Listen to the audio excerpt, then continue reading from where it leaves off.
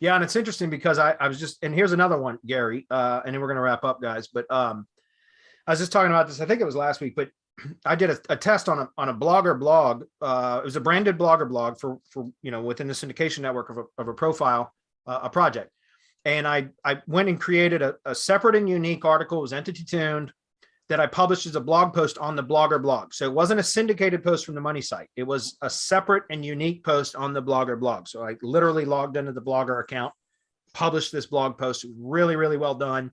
1,200-1,500 words, something like that. And I targeted it as a very specific keyword. And then I went to Fiverr and I bought a 75,000 blog comment spam gig. I mean, like pure spam gig. And within 5 days, there was 75,000, and it ended up being, for whatever reason, if you look at it Majestic, it's like 118,000 backlinks. It's insane. And that son of a bitch, that blogger post ranked #1. It's still ranked #1 now. It's been there for 6 or 7 weeks. So, very interesting. It's like, I wouldn't ever do it, but remember, that's a tier 1 entity asset. It's a blogger blog.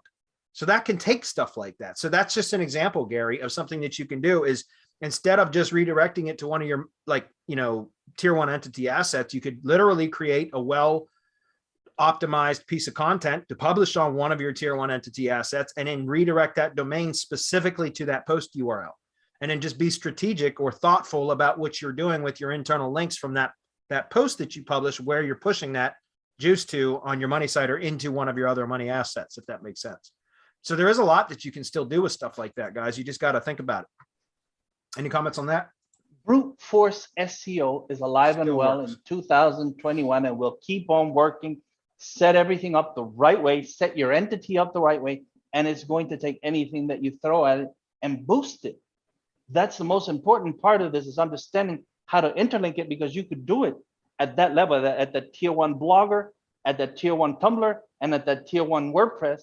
You can go and do that. You can set one up manually. You'll have to do it. You'll have to train your VA on how to do it. But once you train your VA on how to do it the right way, it's just lather, rinse, repeat. So they can go in, interlink, and look, anything is right there for the taking. But you have to take action. You have to go and do. If you don't do, then you just wasted an hour. You just wasted an hour of your time watching this, because you're not going to take action. You're just consuming information, and you're not going to do anything with it. And so what good is it?